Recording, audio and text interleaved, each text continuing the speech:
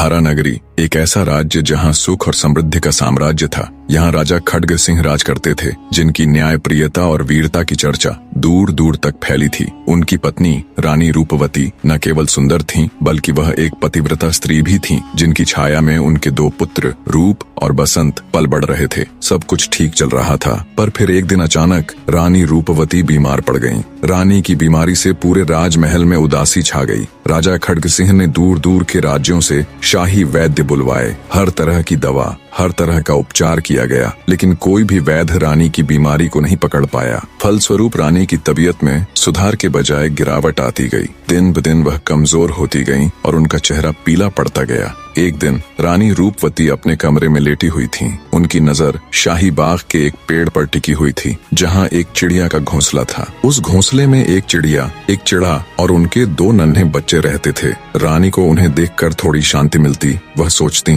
कितना सुंदर दृश्य है, एक छोटा सा परिवार साथ में खुशियां बांट रहा है। लेकिन कुछ दिनों बाद वह चिड़िया मर गई। चिड़ा अकेला रह गया। कुछ समय बाद वह एक नई चिड़िया को ले आया। रानी ने यह सब देखा और मन ही मन सोचा, शायद जीवन का भी यही सत्य है। एक जीवन समाप्त होता है तो दूसरा शुरू हो जाता है। लेकिन फिर एक दिन कुछ ऐसा हुआ कि रानी का दिल दहल गया। चिड़ा दाना लेने गया हुआ था और नई चिड़िया ने उन दोनों नन्हे बच्चों को घोंसले से नीचे गिरा दिया। वे मासूम बच्चे नीचे गिरकर मर गए। जब रानी रूपवती ने यह सब देखा तो उनका हृदय पीड़ा से भर उठा। रानी के मन में ढेरों विचारों ने जन्म ले लिया। क्या मेरी हालत भी उस चिड़िया जैसी है? क्या मेरी मृत्यु निकट है? और अगर ऐसा हुआ तो क्या राजा किसी और रानी को ले आएंगे? क्या वह मेरे रूप और बसंत को प्यार देगी, या फिर उन्हें भी इसी तरह निर्दयता से ठुकरा दिया जाएगा? ये सब आंखों के आगे आते ही रानी की आंखों से अश्रुधारा बहने लगी। रूप और बसंत के भविष्य को लेकर वो अंदर ही अंदर घुटने लगी।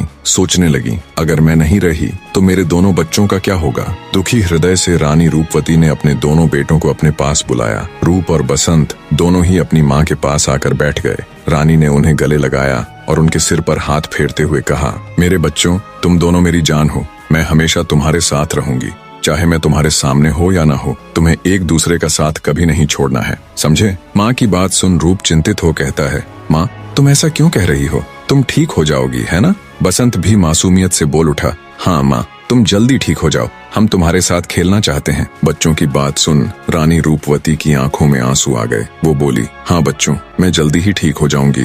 दुखी हृदय से रानी ने अपनी दासी को राजा को बुलाने के लिए भेजा। दासी राजा के पास जाती है और कहती है, महाराज, महारानी जी की तबीयत बहुत खराब है, वो आपसे मिलना चाहती है। दासी की बात सुन राजा खड्ग सिंह पैदल ही तुरंत रानीवास के लिए चल पड़ता है। ज्यों ज्यों वो रानी के महल के करीब जा रहा था, त्यों त्यों किसी अनहोनी की आशंका के चलते राजा का हृदय भारी और उसके कदम बोझिल होते जा रहे थे। जब राजा खड्ग सिंह रानी के कमरे में पहुंचा तो देखा रानी दीन दुनिया से बेखबर एकटक शून्य में देख रही थी और उसकी आंखों से लगातार अश्रुधारा बह रही थी। राजा रानी के पास जाकर उसका हाथ पकड़कर बैठ गया और बोला, रानी, क्यों दिल छोटा कर रही हो? मैं तुम्हें कुछ नहीं होने दूंगा। दुनिया का हर कोना छान मारूंगा, कहीं तो तुम्हारी बीमारी का इलाज मिलेगा। चिंता मत करो प्रिय, तुम बिल्कुल ठीक हो जाओगी। राजा की बात सुन रानी रूपवती बोली, नहीं महाराज, अब कुछ ठीक नहीं होगा। मुझे साफ साफ मेरी मृत्यु नजर आ रही है। हे महाराज, लेकिन मरने से पहले मैं अपने आखिरी समय में आपसे एक वचन लेना चाहती हूँ। राजा बोला, तुम्हें कुछ नहीं होगा रानी, तुम बिल्कुल ठीक हो जाओगी। फिर भी तुम्हारे संतोष के लिए मैं तुम्हें वचन देता हूँ। राजा के वचन देने के बाद रानी रूपवती ने राजा को चिड़िया की सारी कहानी कह सुनाई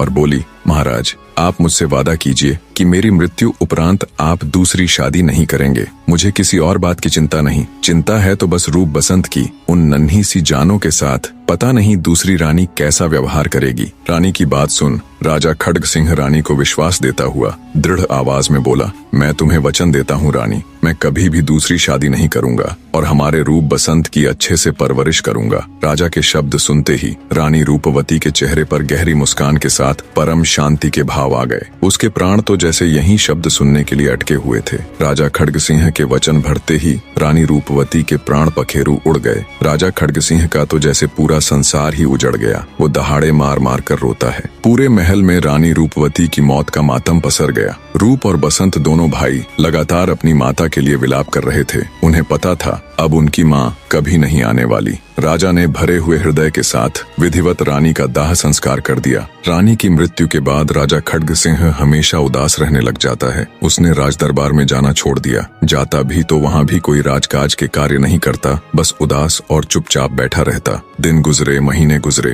पर राजा की हालत में कोई सुधार न हुआ। राजा की ये हालत देख उसके वजीर, मंत्री सब बहुत दुखी थे। एक दिन ऐसे ही दुखी मन से राजा चुपचाप अपने दरबार में बैठा था। तब उसके वजीर और मंत्रियों ने आपस में सलाह मशवरा कर राजा से कहा, हे महाराज, कृपया आप दूसरी शादी कर लो। दूसरी रानी आ जाएगी तो आप धीरे धीरे पहली रानी के गम को भूल जाओगे। सबकी बात सुन राजा खड्ग सिंह बोला, नहीं, मैं ऐसा कभी नहीं करूंगा। मैंने मरती हुई रानी को दूसरी शादी न करने का वचन दिया था। मंत्री बोला, राजन, आप अपने लिए न सही, उन छोटे छोटे बच्चों के लिए ही दूसरी शादी कर लीजिए, उनको माँ मिल जाएगी। बार बार वजीर और मंत्रियों के दबाव देने से अंततः राजा खड्ग सिंह ना चाहते हुए भी दूसरी शादी कर लेता है। सोचा बच्चों को माँ का सहारा मिल जाएगा। राजा खड्ग सिंह की दूसरी पत्नी, जिसका नाम चंद्रिका था, वो एक चंडाल औरत थी। जब राजा उसे विवाह करके महल लेकर आया तो रूप बसंत ने पूछा, पिताजी ये कौन है? राजा बोला, बच्चों, ये तुम्हारी नई माँ है। अबोध बच्चे ये सुनकर खुश हो गए। सोचा नई माँ भी हमें कहानियाँ सुनाया करेगी, हमारे साथ खेला करेगी, हमारा लाड़ प्यार करेगी। इसी सोच के साथ बच्चे जब नई रानी के कक्ष में जाते हैं और माँ माँ कहकर प्यार से उसे पुकारते हैं तो चंद्रिका गुस्से में बोली, कौन माँ? कहाँ की माँ? मैं तुम्हारी कोई माँ वा नहीं हूँ, तुम्हारी माँ तो मर चुकी है। उन्हें धमकाते हुए आगे रानी कहती है, आगे से यहाँ कदम भी मत रखना वरना तुम्हारी खाल खींच लूंगी। मासूम बच्चे रोते रोते चुपचाप वहाँ से चले गए। जब राजा ने उन्हें रोते हुए रानी के कक्ष से निकलते देखा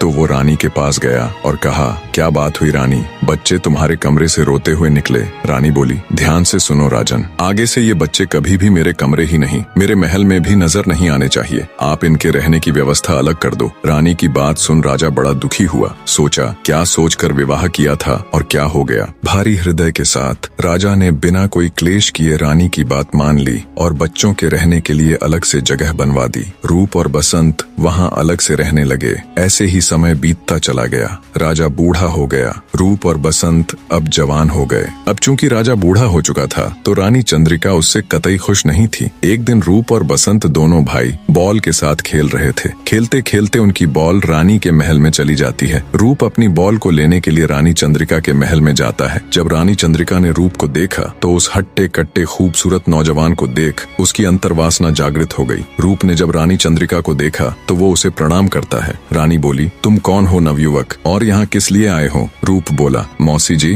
मैं आपका बड़ा बेटा रूप हूँ। खेलते खेलते मेरी बॉल आपके महल में आ गई, बस उसी को लेने आया था। रानी चंद्रिका बोली, रूप, तुम बिल्कुल अपने नाम के जैसे ही सुंदर हो, पर ये बेटा शब्द लगाने की क्या आवश्यकता है? तुम भी खूबसूरत जवान हो और मैं भी जवान हूँ, हम दोनों की जोड़ी क्या खूब जमेगी। राजकुमार रूप रानी चंद्रिका की ये बात सुन शर्म से पानी पानी हो जाता है और कहता है, मौसी आप कैसी बातें कर रही हो? मैं आपका बेटा हूँ, आप मेरे पिताजी की दूसरी पत्नी हो, आपको ऐसी बातें करते हुए शर्म आनी चाहिए। ये बात सुन रानी चंद्रिका गुस्से से कहती है, पिता की पत्नी? किस पिता की बात कर रहे हो? उस बूढ़े खूसट की। वो मेरी जिंदगी में मेरे लिए कोई मायने नहीं रखता। मेरे लिए तो तुम मायने रखते हो रूप, तुम्हारे साथ मेरी जोड़ी खूब बनेगी। रानी की बात सुन राजकुमार रूप शर्म और गुस्से से कहता है, कैसी बातें कर रही हो मौसी आप? सौतेला ही सही, पर हुआ तो आपका बेटा ना। हे मौसी, आप क्यों एक माँ बेटे के रिश्ते को तार तार करने में लगी हुई हो? रूप की बात सुनकर रानी को गुस्सा तो बहुत आया, पर कुछ सोचते हुए वो अपने गुस्से को पी गई। रानी बोली, रूप तू क्यों फालतू की जिद पे अड़ा है? भूल जा सब बातों को और आजा मेरे पास। इतना कह रानी रूप का हाथ पकड़ लेती है और उसे अपनी ओर खींचती है। रूप तुरंत हाथ छुड़वाता हुआ कहता है, मौसी, लगता है आपने अपनी लाज और लज्जा बिल्कुल त्याग दी है। आपको शर्म आनी चाहिए ये सब करते हुए। जब रानी चंद्रिका ने देखा कि ये तो किसी तरह भी मानने वाला नहीं है, तब रानी बोली, देख रूप,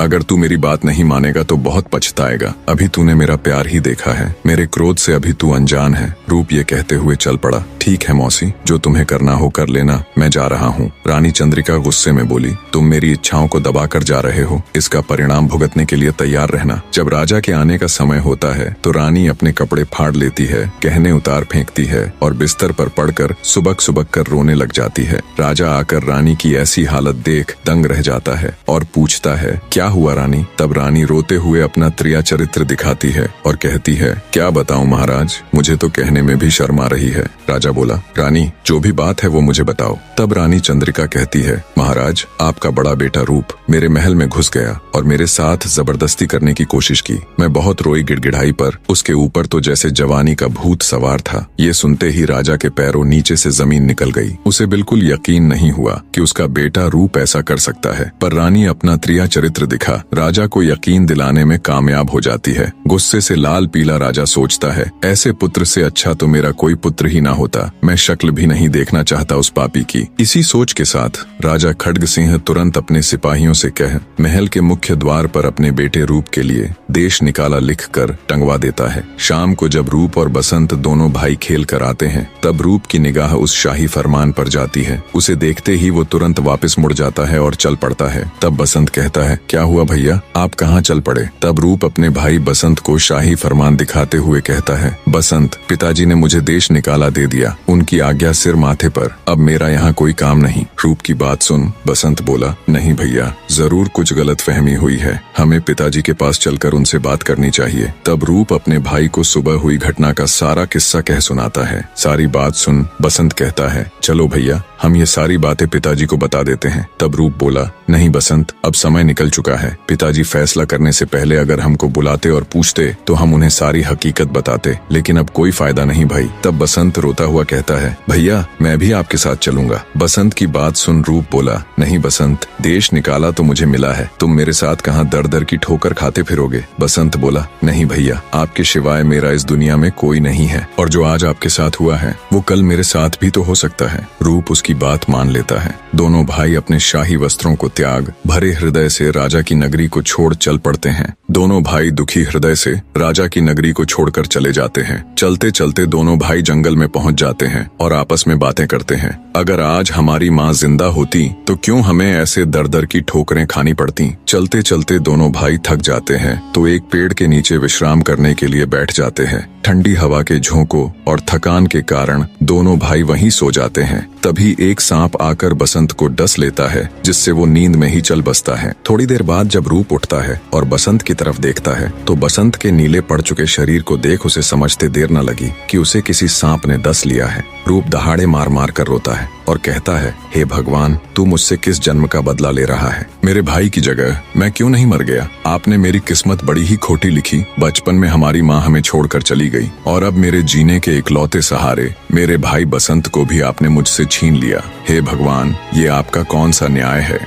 रोता बिलखता रूप अपने भाई बसंत के लिए कफन लेने के लिए चल पड़ता है। चलते चलते वो एक नगरी के नजदीक पहुंच जाता है। उस नगर के राजा का उस दिन स्वर्गवास हो गया था। उस नगरी का ये नियम था, जो भी राजा के अंतिम संस्कार के लिए ले जाते वक्त उसकी अर्थी के सामने आ जाता, उसे उस नगर का राजा बना दिया जाता। संयोगवश जब नगर के लोग राजा के पार्थिव शरीर को लेकर उसकी अंतिम यात्रा के लिए जा रहे थे, तब तक रूप भी नगर के द्वार पर पहुंच गया। रूप जब अर्थी के सामने आता है तो नगर के लोग नियमानुसार उसको अपना राजा मान लेते हैं। दूसरी तरफ जंगल से महादेव पार्वती गुजर रहे थे। जब पार्वती ने मरे हुए बसंत को देखा तो वो महादेव से बोली, हे महाराज, देखो ना कितना सुंदर युवक है और भरी जवानी में इसकी मृत्यु हो गई, आप इसे जिंदा कर दो। तब महादेव जी पार्वती माता को मना करते हैं और कहते हैं, हे प्रिय, ये मृत्यु लोक है, यहाँ सबके अपने कर्म और दुख है, हम किन किन का दुख दूर करेंगे। पर माता पार्वती जिद करती है और कहती है, नहीं स्वामी, आपको इसे तो जिंदा करना ही पड़ेगा। तब महादेव जी माता पार्वती की बात मान बसंत को जिंदा कर देते हैं और वहाँ से अंतर्ध्यान हो जाते हैं। बसंत उठ बैठता है। जब उसने आसपास देखा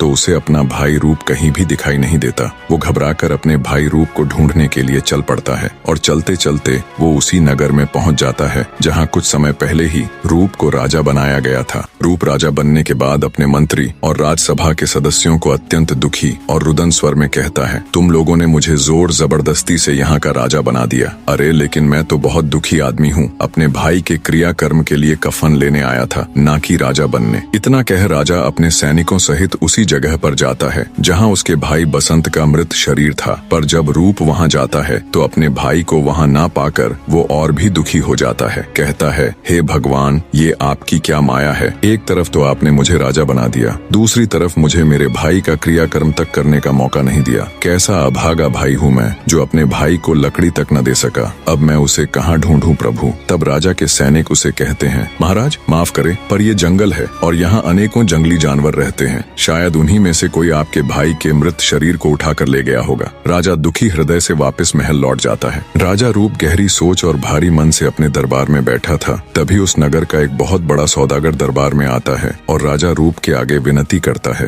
हे महाराज, मैं एक सौदागर हूँ, मेरा समुद्री जहाज फंस गया है। पूछने पर मुझे एक ज्योतिष ने बताया कि जहाज एक मनुष्य की भेंट यानी बलि चाहता है। व्यापारी आगे कहता है, महाराज मेरी प्रार्थना है, मुझे एक आदमी भेंट के लिए दिया जाए। उस समय राजा का परम कर्तव्य होता था कि वो अपने राज्य के सौदागरों की मदद करे, क्योंकि राज्य के मुख्य सौदागर भारी मात्रा में राजकोष में कर जमा करवाते थे। अब राजा ने प्रथा अनुसार सैनिकों को आदेश दे दिया कि किसी बूढ़े व्यक्ति को जो मृत्यु के निकट हो उसे सौदागर को सौंप दिया जाए और बूढ़े के परिवार वालों की धन दौलत से सहायता की जाए। राजा का हुक्म मान तुरंत सैनिक ऐसे बूढ़े व्यक्ति की खोज में नगर में निकल पड़ते हैं, पर बहुत ढूंढने पर भी उन्हें ऐसा कोई व्यक्ति नहीं मिला। अतः वो थक हार कर वापस महल लौट रहे थे। तभी संयोग से बसंत अपने भाई रूप को खोजता हुआ उधर आ निकला। जब सैनिकों ने उसे देखा तो उससे पूछा, ओ जाने वाले, किधर जा रहा है। तब बसंत ने कहा, मैं एक दुखियारा परदेसी हूँ जो अपने भाई को ढूंढता फिर रहा हूँ। उसे देख सैनिकों ने विचार किया, ये आदमी हमारे नगर का भी नहीं है, क्यों न इसे पकड़कर सौदागर के हवाले कर दिया जाए। हमारे नगर के किसी व्यक्ति की भेंट भी नहीं देनी पड़ेगी और राजा के हुक्म का पालन भी हो जाएगा। इसी सोच के साथ सैनिक बसंत को पकड़ लेते हैं और उसे सौदागर के हवाले कर देते हैं। जब सौदागर बसंत की बलि देने के लिए उसे जहाज पर लेकर जाता है तो उसके पैर रखते ही जहाज चल पड़ता है। ये देख सेठ अचंभित हो जाता है और सोचता है,